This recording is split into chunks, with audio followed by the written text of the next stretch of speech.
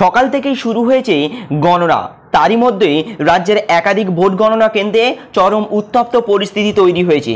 কোথাও এগিয়ে তৃণমূল, আবার কোথাও এগিয়ে বিজেপি। এক নজরে দেখে নেব পশ্চিমবঙ্গের 42টি কেন্দ্রে কোথায় কোথায় এগিয়ে তৃণমূল, তবে আবারও তৃতীয়বারের জন্য বাজিমাত করতে চলেছে বাংলায় তৃণমূল সরকারি। তো চলুন দেখে নেব তৃণমূলের প্রার্থীরা কতটি ভোটে এগিয়ে আছে এবং কতগুলো সম্ভাব্য সিট পেতে পারে। এক নজরে দেখে নেব আজকের এই গুরুত্বপূর্ণ আপডেট। বলা হচ্ছে শুরুতেই সবুজ ঝড়, কোন কোন আসনে বিজেপি থেকে ছিনিয়ে নেওয়া পথে তৃণমূল। তো চলুন দেখে নেব এই মুহূর্তে পাওয়া সবথেকে বড় আপডেট, যেখানে বলা হচ্ছে তৃণমূল এগিয়ে 31টি, বিজেপি মাত্র 10। সবুজ আবিরের খেলা ইতিমধ্যেই রাজ্যের বিভিন্ন প্রান্তে শুরু হয়ে গিয়েছে। বুথ ফেরত সমীক্ষা অনুযায়ী যে আসনগুলোতে বিজেপির জেতার প্রবল সম্ভাবনা ছিল সেগুলো প্রায় ছিনিয়ে নিয়েছে তৃণমূল। এক নজরে কোচবিহারে 2019 সালে জিতেছিলেন বিজেপির নিশীথ প্রামাণিক, কিন্তু এবারে তৃণমূলের জগদীশ চন্দ্র বর্মা বসুনিয়া অনেকটাই এগিয়ে রয়েছে। বালুরঘাটে গতবার এগিয়েছিলেন সুকান্ত মজুমদার, এবারে ওই কেন্দ্রে এগিয়ে আছে তৃণমূলের বিপ্লব মিত্র।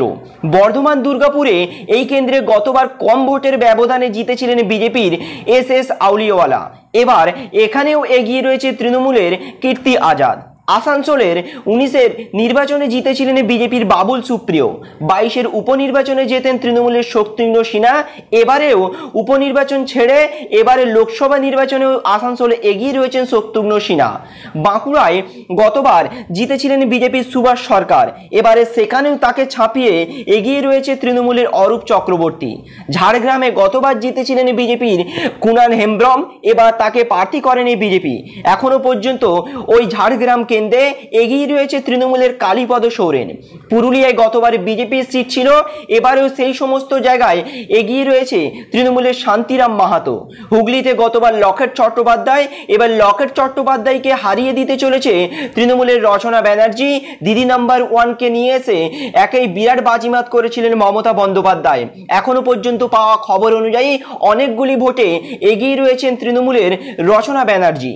রায়গঞ্জে গতবার দেবশ্রী চৌধুরী জিতেছিলেন বিজেপির, এখনো পর্যন্ত তৃণমূলের কৃষ্ণ কল্যাণী এগিয়ে আছে। এবারে প্রতিবারের মতো ঘাটালের দেব হিরণকে টপকে অনেক ভোটে এগিয়ে রয়েছে।